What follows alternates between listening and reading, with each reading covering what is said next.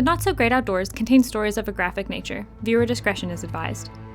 The outdoors are great. Except when they're not.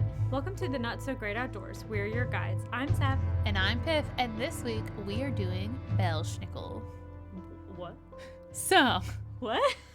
this episode comes out on Christmas Eve. Christmas Eve, I think. Yes, because Christmas is Friday.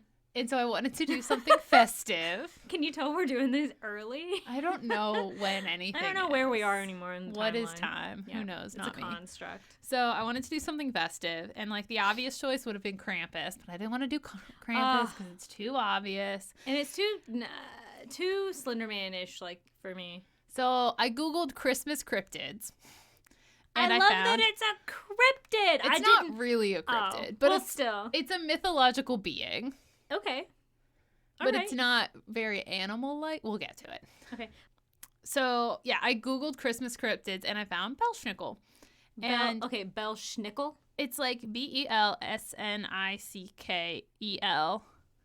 Okay. I think it's Belschnickel.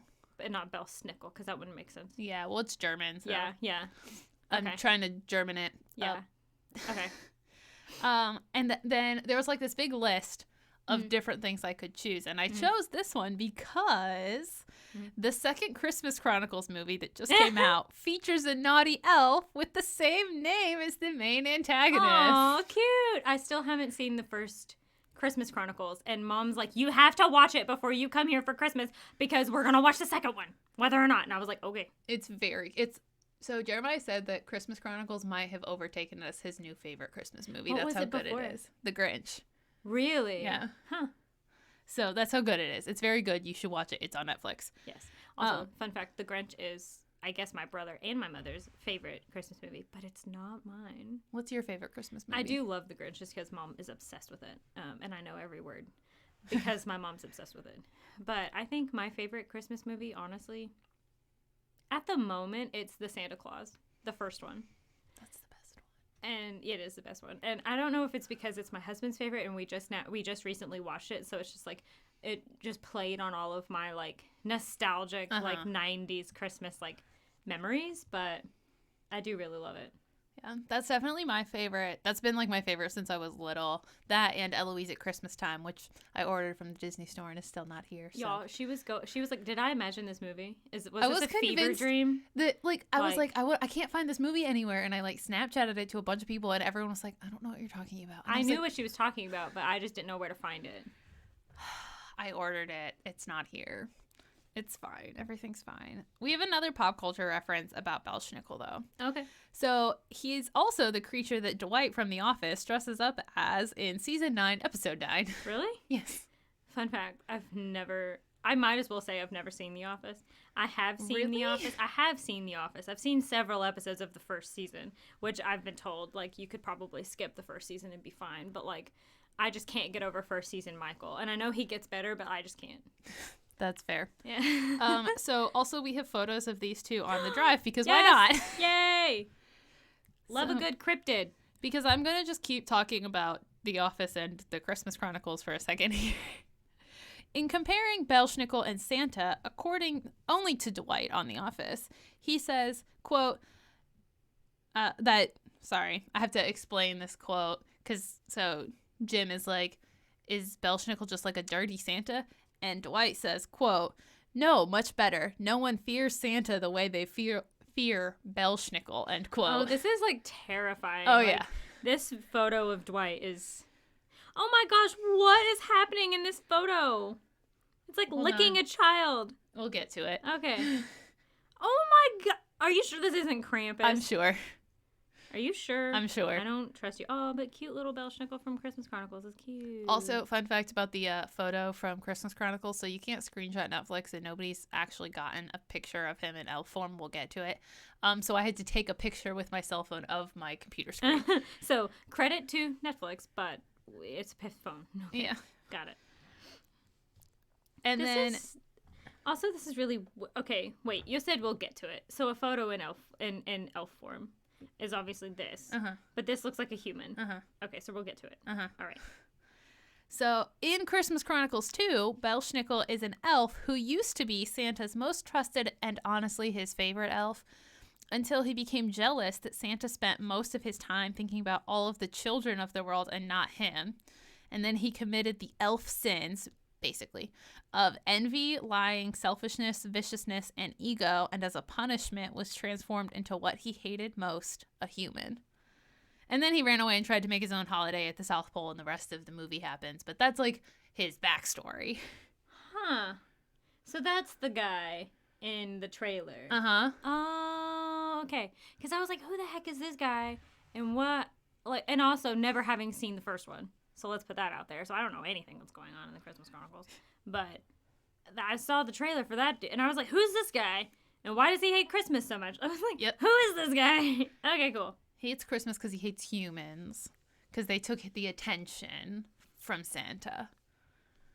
Okay. And that's not a good place to be. So let's start with the actual origins of Belschnickel. He originated in southwestern Germany. Also, I'm using he. It's ambiguous, and we'll get to it. Okay. But Belschnickel originated in southwestern Germany, specifically the Palatine region of Germany, which has about a third of it covered by a forest, which I'm not going to try to say because I have one very difficult German thing to say in this entire episode, and I'm pretty sure I'm going to get that one wrong, so I'm just going to avoid it. So we're not going to rack that up. Currently, it is 2,105 square miles with about 1.4 million inhabitants. Wow. So pretty big area of southwestern Germany. Belschnickel is thought of as one of several companions to St. Nicholas. His name literally translates in two parts. Belsen, meaning pelt, and nickel, referring to St. Nick. The pelt portion of his name could also refer to either the furs that he wears or the beatings that he delivers. What? What? How are those two related? Because they both mean pelt. Oh, okay. I guess that makes sense. Sorry, I was hung up on the fur thing. I was hung like up on that. So I was like, fur, what the heck? a Yeah, pelt. or a pelting like beating. Yes. Got Yes, it. exactly. Got it. Sorry. There we go. We're on the same page. I hope I wasn't alone and being like, wait, what? Being like, what? Because I was thinking about Dwight, honestly. I was thinking about the way Dwight's dressed up in that photo. So I was like, wait. What? How does that make sense? Okay. So he travels alone before Christmas, visiting houses with children at night. He wears furs, has a generally disheveled appearance, and carries a switch for naughty children and candy for good children. Oh, jeez. A switch? Like, listen, I don't know if any of y'all grew up in the South or somewhere heavily influenced by the South because Kentucky. Like northeastern Ohio. Yeah.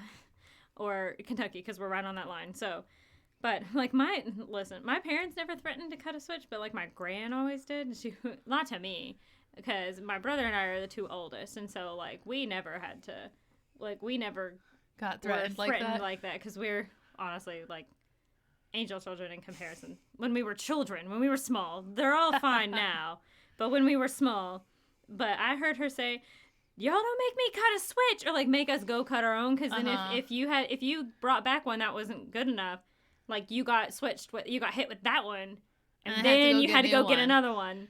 And so yeah, there's that. My cousin once got a bendy branch that was green, thinking like, oh, it's softer, it won't hurt as bad. Nah, then it becomes like a whip. Like that was a bad idea. And so my gran looked at it and she was like, are you sure? And she's like, yep. She's like, okay. And she never actually hit us. It was always the backs of our legs. Like it was never, I say our, she never once had to spank me, but like, you know, but still, like, don't pick the green one. Yeah. Also, we're millennials. We were all spanked at some point. Oh, yeah. Oh, yeah. Yeah. And it was good for you. I more often was not spanked and instead had to bite the soap bar because the things I would get in trouble for was my mouth. So, and now you have a podcast. Yeah. There's that. There's that.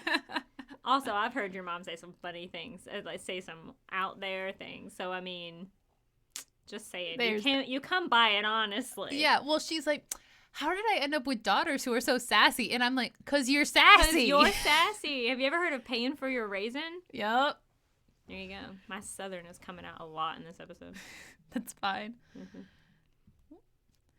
So Belschnickel did have different forms as time went on, though. So Okay. the typical one is a, quote, dark, tattered man in furs who carries candy and a switch, end quote. We just talked about that. Mm-hmm. Another is more animal-like, Okay. reminding me more of Krampus than a tattered Saint Nick, Yes. with a mask with horns and a long tongue. So it's a mask because he was turned into a human. That's a just from the human, like, movie. oh, okay, never mind. Just the movie. That's just a weird movie plot line they went with. Okay.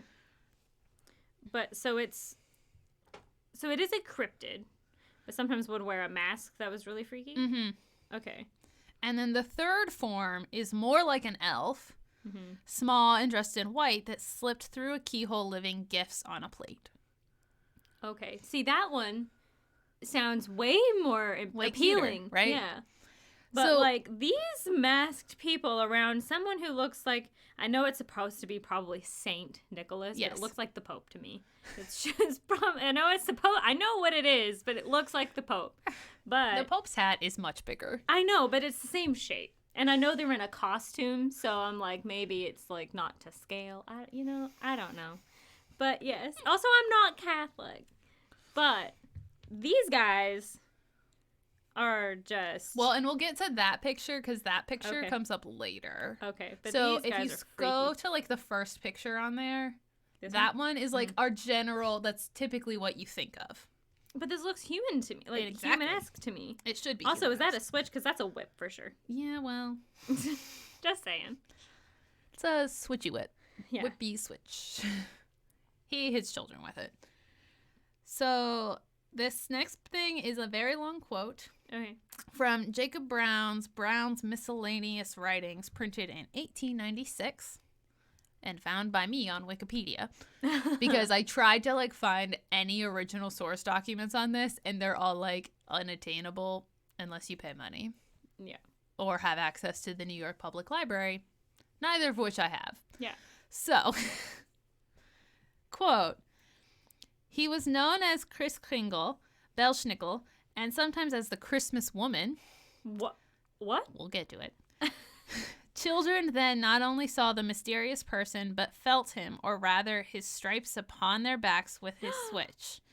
The annual visitor would make his appearance some hours after dark, thoroughly disguised, especially the face, which would sometimes be covered with a hideously ugly fizz, generally wore female garb, hence the name Christmas woman.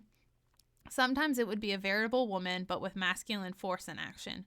He or she would be equipped with an ample sack about the shoulders, filled with cakes, nuts, and fruits, and a long hazel switch, which was supposed to have some kind of a charm on it, as well as sting. Ooh. One would scatter the goodies upon the floor, and then the scramble would begin by the delighted children, and the other hand would ply the switch upon the backs of the excited youngster, who would not show a wince, but had it been parental discipline, there would have been screams to reach a long distance, end quote. So they don't feel it? So, no, they feel it, they just don't care because there's candy. What? That's my understanding. Well, it's also, like, magical, so It's like, yeah. who knows? So maybe it's like a delayed, I don't know. Okay. So, The woman thing is throwing me off. so basically, here's the thing. They can't ever tell if Belschnickel is male or female, yeah. but the force and the voice appear male, but the garb appears female. So maybe cross-dressing cryptid. Possibly. I'm just kidding. Or just a Ambiguous. masculine woman. Yeah. Just a feminine Feminine man. A they be. Ambiguous, a they be. Either way. Who knows? Not me. Yeah. Most just depictions use he him pronouns, so I'm assuming it's more like feminine dude, but also sometimes they call it the Christmas woman, so like I'm not sure. Yeah. But like obviously, clearly they are not sure either. Yeah, nobody's sure. Yeah. But Okay. there's that. So when German immigrants came to what we now call Pennsylvania, they brought the tradition with them and became the Pennsylvania Dutch. And Okay. that language is actually what is spoken by a lot of Amish and Mennonites in our country still. So fun little history there. And according to buyerschoice.com, a lot of the traditions that we still have today were also brought over by German immigrants. Mm-hmm. And honestly, having spent a Christmas season in Germany, I would agree with the article that they're just like full of Christmas spirit in a way that I think that in America we often miss because we're always like hustling and bustling and rushing. Yeah. And they like, at least with the family I stayed with and what this article says, they're way more focused on like spending time together and like really embracing what the season's about than like expensive gifts. Like we must have visited every family member they had, including like we went to graves and like the parents would tell their children like, oh, this is Grandpa Eddie and he did this and like he liked these things and like tell their kids about it. I love that. Yeah. So I love that I married into a family with a very strong like German heritage, because like they may not necessarily like live that out day to day, or may not necessarily like it's Christmas is definitely not at that level. Yeah. But I think that's something that I would love to like talk to my husband about and like be like, I think we should really embrace your German heritage and do Christmas that way, because especially like when we have kids and stuff, because I think I've always been way more about like I want to see family, I want to spend time with people and really be in the spirit and do the decorations and like and I want the sentimental decorations. So like my tree is definitely in the years to come are definitely going to be more of that like hot mess hodgepodge of like all the memorable. I might have 2 trees, like one that's like nice and neat and like themed and perfect, and then one that's like hodgepodge of all the things that are important, and I'm going to love that one the most. Yeah.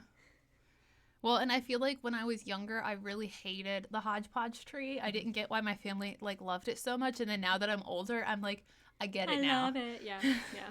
And mine's slowly getting there, and I love it. Yeah. And so since our Christmases, as well as this whole fucking year, looks really different in 2020, I thought it might be fun to bring over my favorite Southern German Christmas tradition to the podcast. Pip, I'm so excited. Y'all, there's a big gift bag underneath this table, and I want to know what it is. So, to be honest, there are a lot of traditions that they had that I really loved, but this one is the most fun. Okay. So, whenever we would go to another house... I know what this is! You do. Be it what a beautiful Christmas tree! Or a friend, you would walk in, and upon seeing their Christmas tree, say, so einen schönen Christbaum. Don't yell at me if I said that wrong. I'm not even gonna attempt that. Which translates to such a beautiful Christmas tree. And then, no matter what. Well, you also hand me that. Such a beautiful Christmas tree. And then, no matter what time of day it was, we would all do shots. Are we about to do a shot on the podcast? So, I have some peppermint schnapps. Oh my gosh! For us to do shots of. Okay, now listen. I have to drive myself back, so can I do a half? Okay, we're gonna do half babies. Shots. All right, good. But then I also have spiked eggnog. I've never had eggnog, and I've never had peppermint schnapps, so this is gonna be new for me all around. I thought it would be fun. I also told Sev before we started that I just needed her to go along with whatever happened. Yep. So here we go. So she was like, I need you to pick out 2 mugs. Yes. I was like, okay. So the mugs are for the eggnog, and then the shot glasses. And I got like plain ones that are the exact same size so that you can't accuse me of overpouring. She overpours mine all the time. I do. On purpose. Like, it's not by accident. It's for sure on purpose. I do. I'm not denying it. Shops? I love, like, peppermint is definitely the most Christmassy, like, thing there is. It smells good and bad all at the same time. All at once. All at one time. So I didn't know before I knew what time you were coming over today. I was worried I wasn't going to have time to go get this. Uh-huh. And so I asked your brother to go get it for me, and he like was at the liquor store when they opened today. Like, sure. When they open? Because they don't open until 1 because it's Sunday. Right. I was like, that is not even. Are you satisfied that those are I am satisfied, but that seems like a little over half, but whatever. Well, I tried. And then we're going to want a chaser, so... Can you chase liquor with a spiked something? Yes. Does that count as a chaser is my real question, not like can you do it. If it doesn't taste like straight liquor, which we should taste this before we do it so we know. I have never had eggnog, so I'm scared. I'm just going to do like a little bit in each of these. And then if you like it, you can get more, but basically just like... You should have held that up to the mic so that you could hear the like blah, blah, blah, blah, like as it was being poured. I always forget about like sound effects. This smells really, really sweet. Yeah. So let's Is this taste. Evan Williams? Mm-hmm. Okay. Cheers.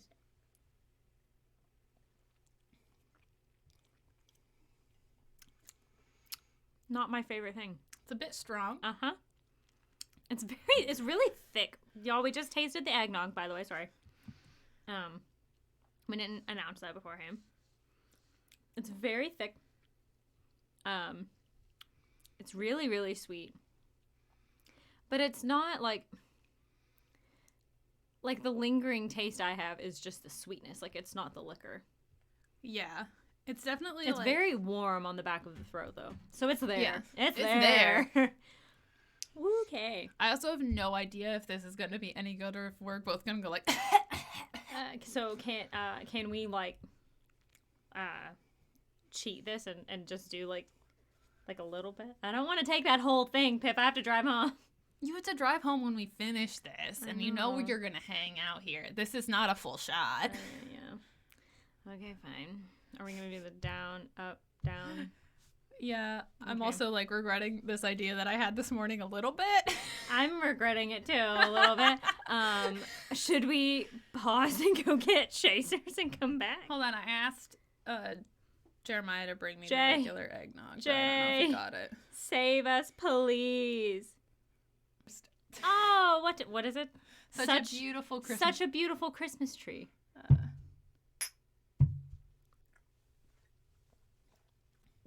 Honestly, Woo, that's not bad.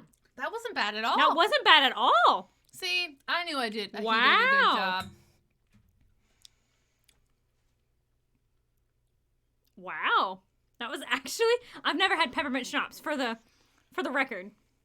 I have, Ooh. but I just always think I'm going to regret my decisions. That wasn't bad. Ooh, that really wasn't. I'm not going to drink any more of that eggnog, but that was good. Yeah, put it in here. I'll drink it. Okay. The eggnog, I mean, like, I don't know. I might, here, you can drink what I have left. And then, like, maybe later, when the peppermint's out of my Mouth. mouth, Just lick it. as I lick the side Lick of it real good. the side of the mug. Woo! Okay. So, Woo! yeah, I'm trying to bring that to the U.S. I love it. So, compliment Christmas trees. Yeah. Take shots. Yeah. Maybe carry a flask with you for the first couple times you do it, just in case they're not prepared. Yeah. A flask and, like, those, Whew. like, little collapsible shot glasses. Have you Yeah, seen yeah. those? They're like, whoosh. Yeah. Okay. And I don't know why. And I guess I do know why. It's because I don't take shots very often, but I always forget, like, how much warmth you get, like, almost immediately. Yeah, it's like, bam! It's like, woo, okay. But I choked on my own spit for the record just then. But that actually, it is not hard at all. Like, it is not strong Oh, no, at all. it's Like, not. one shot is not gonna do hardly anything. But like, that was really good. But I do love peppermint, so I mean, Yeah. yeah. Let's put some of that in hot chocolate. And hot this chocolate. weekend. Heck yeah. I'm gonna have to go buy some of that now. Drink responsibly. Drink responsibly. If you are listening to this and you are under the age of 21 in the U.S., you can't partake or of this under the age of tradition 18 in Germany. in Germany. You cannot partake of this tradition You know what yet. is cool in Germany? Hmm. So at 16 they can drink beer and wine, Yeah. and then at 18 they can drink hard liquor. Like they Yeah, can like buy out. it. Yeah. But like I feel like they're so much more well adjusted because it's not this like ooh secret thing. Wow, you know? yeah, yeah, yeah. Like Americans are like you can't drink until you're 21, and so like so many kids like just do it behind At like their parents' 19 or back. 20. Yeah, yeah. But like we would go to like dinner, and they're like high school age kids would have a glass of wine with dinner, like the rest of us did. yeah. And because it was so normalized, it was like, oh, y'all aren't gonna be alcoholics in your 20s. Good for you. Great. You're not going to go to college and get blacked out every day? Great. Awesome. Every day, every weekend, whatever. Well, now I've opened this that we brought up for Chaser. I have to drink it now. Exactly. All right. So before we fully get back to Belschnickel, here are some other traditions that they brought over according to buyerschoice.com. I did not fact check this, so if it's wrong, it's because I used that article and didn't look anywhere else. But it's fine. But somebody else besides me said it. Yeah. I'm just reporting. So let's go. So having a Christmas tree and decorating it. Yes. Okay. That check. They would string popcorn, make ornaments out of blown eggshells, which, have you ever done that? I don't know what a blown eggshell. Oh, wait. You do the little pinhole in the bottom. Yeah. The bottom and the top, and you blow the egg out of the hole. I've never done it, but I know what it is. We used to do it every year. Oh, fun. Yeah. So, and then they use like colored paper with the eggshells and stuff, and they decorate the tree. They would set up their homemade nativity scene under the tree. Okay, sorry. On that note, I love willow tree like figures. Fun fact about Sab. I love the willow tree figures. I love that they're very simple, but they can be very meaningful. And I fell in love with the willow tree nativity scene many years ago. And that year, my mom got me, like, for Christmas, as an early Christmas gift, she got me the Mary, Joseph, and Baby Jesus, because they are a set. And each, like, subgroup of the nativity are their own set. And so each year, until I got the full set, she bought me a new set to add to it for Christmas every year. But that was always an early gift so that I could have it out and enjoy it. Not that you can't have your nativity out all year long. I mean, you definitely can. Yes. But there's this, it's called a creche. It's basically the stable, or it's like the backdrop, you know. And I know you already know this, but I'm telling this for their benefit because I just think it's sweet. I'm just confirming that you're using the correct words. Yeah, oh, thank you. That's all. Oh, no, I wasn't saying that in response to you being like, yeah. I was just like, in preface, I know you know what I'm about to say when I'm about to talk about, but it's cute. So I've wanted the creche for a while, but the willow tree one is this really dark green color, and it's just, I don't vibe with it. It doesn't match, like, all the willow trees are like tans and neutrals, you know, like light white or like a light gray, or, you know, dark tan or something like that. And I was like, I want one that kind of goes with that vibe. I don't really want green. It's beautiful. I just don't want green. So I just never had one, and I never got one. I've had the full set for a couple years now, but I never got, like, the creche. And my mom sent my dad a photo of it and said, hey, Savannah has always wanted one, and I was just going to buy her this one because she won't buy it for herself, but it's that green color, and I know she doesn't like it. Can you make her something that looks like this? Y'all, he found the exact dimensions and made it down to the detail, like, built it for me and painted it this beautiful, like, light gray.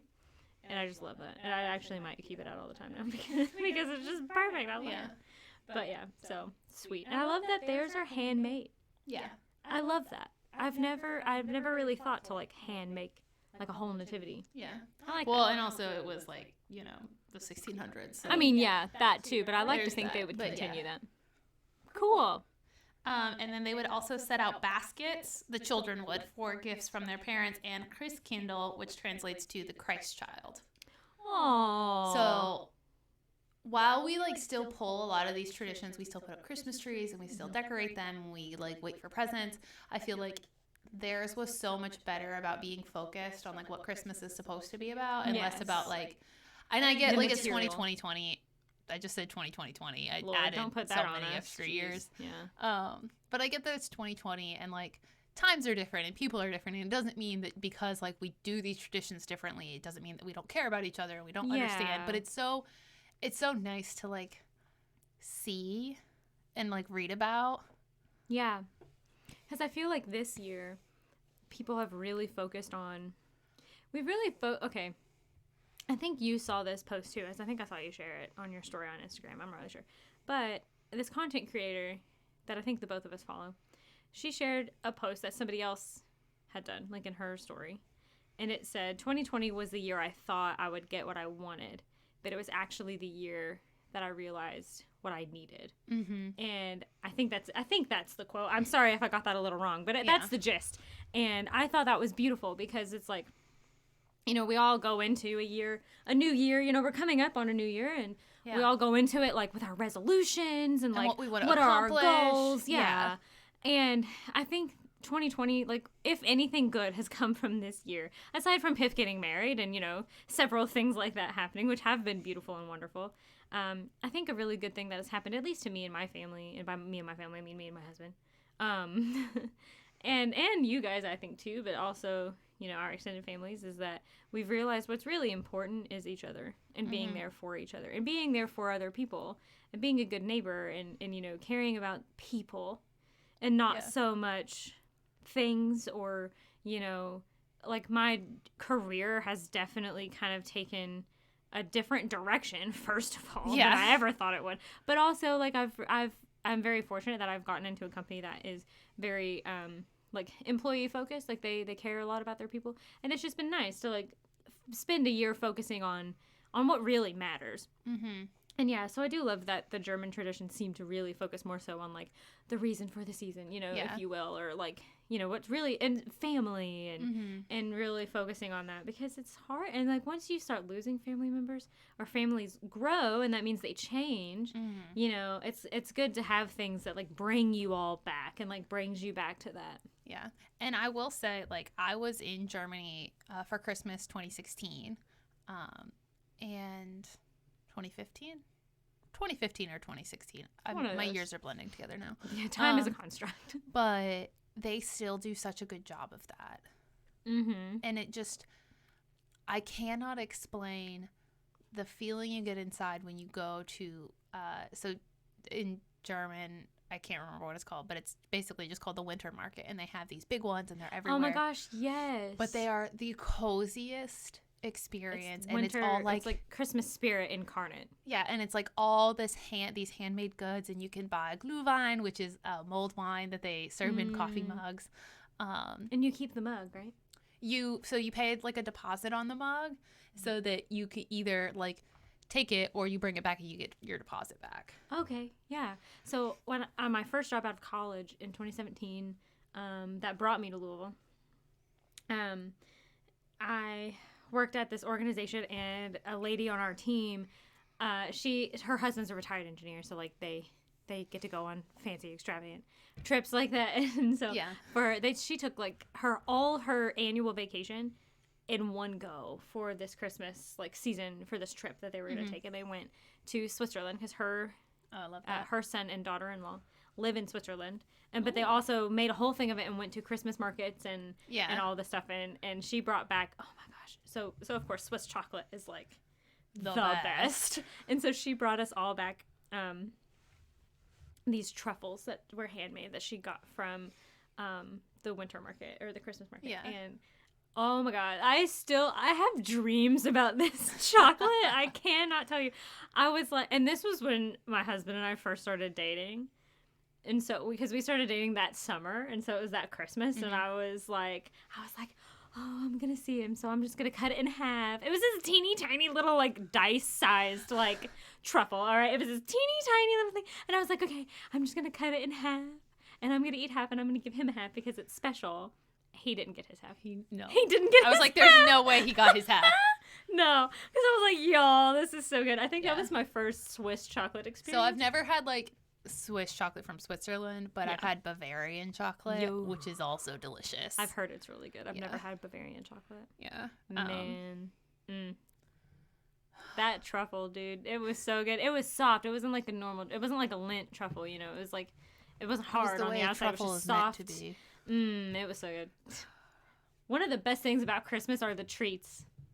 I think, to me. It's the treats and the food. That's one of the best things, other than family. Second to family is the food.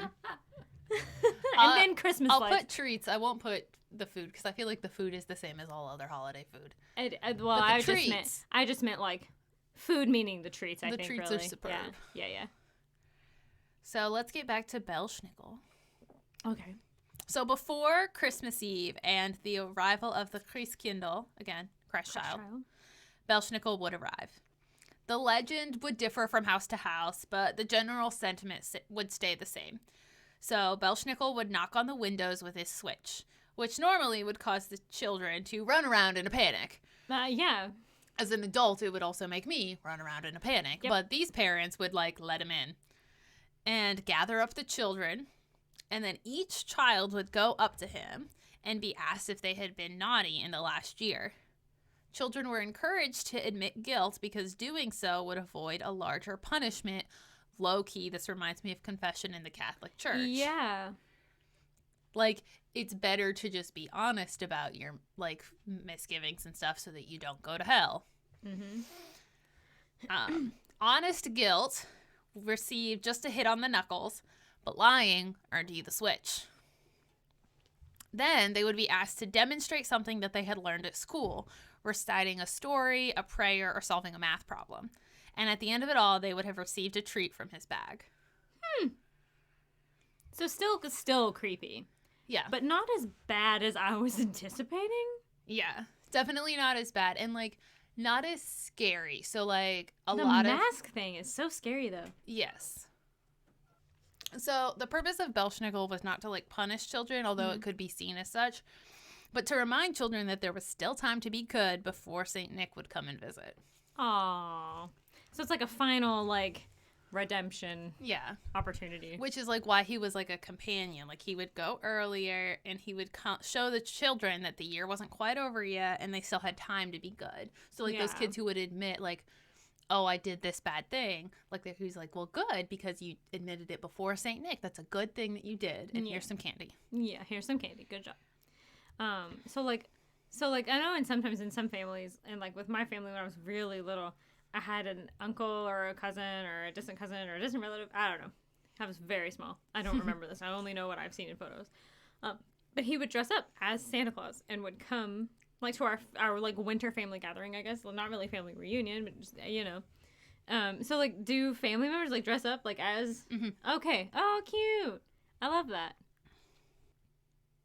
Oh, so I also think that it promoted honesty when they did do things that were wrong, even throughout the year, because, like, even the, like, quote, bad ones would end up with treats. So it was like... Yeah. And, like, they wouldn't be like, well, I'm just gonna, you know... Yeah. And I think that does reward that, like, thank you for telling the truth. Like, thank you for being honest. Yeah. Belschnickel also inspired something called Belschnickeling, which is when young men and women would dress up in furs and go door to door entertaining and or causing mischief, depending on who you ask. That's kind of fun. Some people say, okay, this is the German bit. I've got to re-listen. So Belschnickel is kind of similar to this other German figure, also not Krampus. Also not Krampus. Oh, my sound is not on. Knecht Ruprecht. You hear that? No. Okay. One more time. So this is the other German thing. Knecht Ruprecht. Was that your friend? Yeah. Yes. So he's great. He's helped us pronounce French words, German words. He speaks many languages. He does. Thank you. So Belschnickel and that, who I'm going to call Rupert, because the second half loosely translates to that. And okay. I literally cannot, like, I could probably, hold on. Knecht Ruprecht. Yeah, that was pretty good. But I'm just going to say Rupert. Yeah. Who is a Northern German Christian companion, are the same person. Because remember, Belschnickel is Southwestern. Okay. You said Christian companion. Christmas companion. Okay. Sorry. Just making sure. Just making sure. So some people say that these two are the same person, and they only really split when the Southern Germans immigrated to the Americas. They sound different to me, but I'll let you be the judge because I'm going to tell you about Rupert. Okay. So Rupert is also one of St. Nicholas' companions who wears a dark-colored robe with a pointed hood, carrying a long staff and a bag of ashes. He originally was not connected to Christmas, and part of his name, Ruprecht, or the Rupert part, alludes to the devil. That's what they used to use. Not at all connected. No. Seems like a stretch. Yeah, but also, like, if you know that that's a name that is associated with the devil and you're calling this thing that, seems not good. Seems not close to, yeah. But he did start to be exhibited to children around Christmas in the 17th century. Some sources also indicate that he is closer to Krampus than Belschnickel. Because Belschnickel, in my mind, Belschnickel is like Santa Claus. Yeah. He rewards the good kids and he punishes the bad kids. Yes. Yeah. And he knows when you're sleeping, you know? Yeah. But Rupert is kind of more like Krampus seen as a half demon, half goat with horns and a tongue. Oh, so that's the creepy photo. See That's photo on the creepy drive. photo. Yeah, so we have one photo that is a depiction of Rupert licking a child. Yep, weird. And then there's a second photo of St. Nicholas with Krampus on one side and Rupert on the other. Okay. Weird. No, not related to Christmas whatsoever, I don't think. So here's a quote about Rupert. Quote, according to tradition, Knecht Ruprecht, Rupert, asks children whether they can pray. If they can, they receive apples, nuts, and gingerbread. If they cannot, he hits the children with his bag of ashes. In other versions of the story, Rupert gives naughty children gifts such as lumps of coals, sticks, and stones, while well-behaved children receive sweets from St. Nicholas. He also reported to give naughty children a switch in their shoes for their parents to hit them with instead of sweets, fruits, and nuts. End quote. That's like the only part that seems somewhat related to Christmas. Yeah. He's also seen as the assistant to St. Nick, keeping an eye out for naughty children. And this part's a little wild. In some Austrian regions, children believe that the naughtiest of children will not only be whipped with switches, but stuffed into a sack and thrown into an icy river. Oh my gosh. Which sounds like murder to me. Yeah. No. So in my opinion, I would rather meet Belschnickel Yeah. than Rupert. Mm-hmm. But they are said to have the same roots. I don't know if I agree with those. Some people are like, no, all three are Krampus. And I'm like, no, they're definitely not. Definitely not. They're definitely not. Definitely not. What do you think? No. Yeah, no. I think they're all three different things. So both of these figures can be seen as related to Krampus, especially in their scariest forms, because we talked about both of them having horns and these devilish tongues and stuff like that. But it appears to me that while Krampus scares children and adults into behaving, both Belschnickel and Rupert want to show them how good they are. Yeah, or can be. Yeah. Yeah. I don't think Rupert has anything to do with Christmas whatsoever. He has a little bit. I mean, a little bit, but that just supposed to be a Saint Nick companion, so. Well, yeah, but I think the north of Germany got it wrong. Like, I think they got it wrong. I think they need to take a look at their like southern friends and be like, maybe that was the way to go. Maybe that's the right way to go. Because it doesn't sound like Rupert really offers them the opportunity to be like, the year's not over yet. You can be good. Like it doesn't sound like they really learn a lot from him. Yeah, it's just like be good or be punished. Yeah. Yeah, a little bit. I can see that. Yeah. But yeah, no. Neither are Krampus. No. Yeah. Krampus is much scarier. We'll probably do Krampus like next year if I feel like it. I was gonna do it this year and I was like, oh, it's so predictable. It is. Yeah, a little bit. So I did Belschnickel instead. Yeah. Less predictable. Yeah, that is different. But that's what I have for you. Well, cool. And thank you for bringing a little bit of German tradition to our studio. I love it. My first time ever having peppermint schnapps went way better than I anticipated. Also, the last time Piff gave me a shot, it was like a double of really cheap, really awful vodka. That is true. So, I was a little nervous. You still took it, though. I had to. You don't have to do anything. When it comes to you and my brother being involved, yes, I do. Unless I want to hear about it for the next, 2 years of my life. Very persuasive. Yeah. So, but anyway. Well, that was a lot of fun. And I'm curious now. I would love to know, you guys listening at home or wherever it is that you're listening from, I would love to know what are some of your family, Christmas traditions that you either do or that you would like to do. Are they tied to your culture or your heritage, or are they just something that you and your family decided to do and you don't remember ever not doing it? I'd love to know what some of those are. We've talked about our favorite traditions, but I would really love to hear what you guys do. I really want to know if you're a Catholic out there, if you celebrate St. Nicholas Day, because it's not Christmas, it's a different day. It's either the 6th or the 16th. I can't remember, but let me know. So you either missed it or it's coming up. Yes. Mm-hmm. I think it's the 6th, though, so I think you might have missed it. But it's okay. Yeah, I would just love to know. Let's see. I had something else to say and I forgot. It's all right. Do you like eggnog? I want to know. I want to know. Do people like eggnog? If you like eggnog, you should leave us a review on Apple Podcasts. You should. I agree. All right.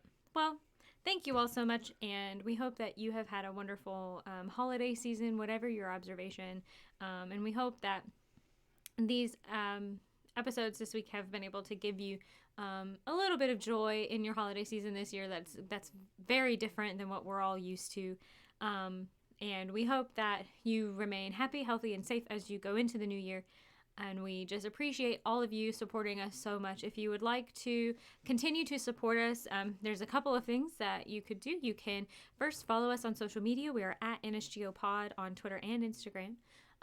You can subscribe to us on or follow us. I think it's called follow on Spotify or whatever podcast listening platform that you use. Subscribe, follow, whatever.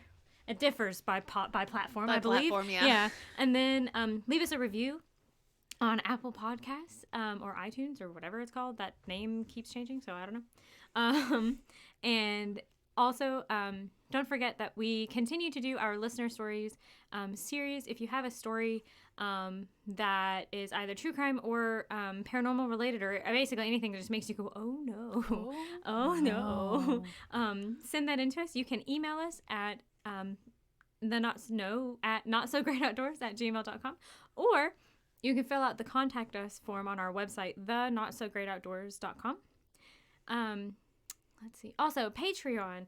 Our December and winter patron boxes have already gone out.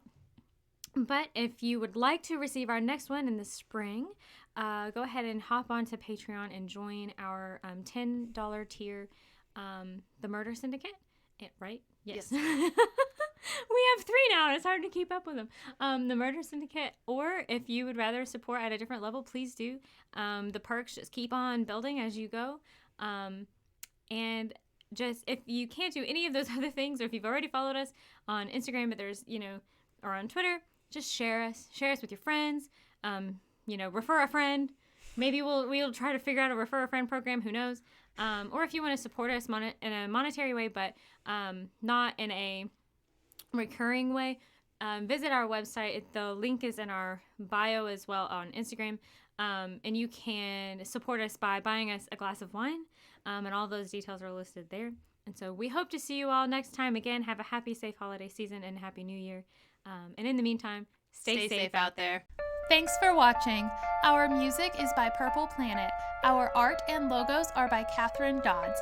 If you'd like to support us, you can find us on Patreon at patreon.com/NSGOpod. And don't forget to listen on all of your favorite podcasting platforms.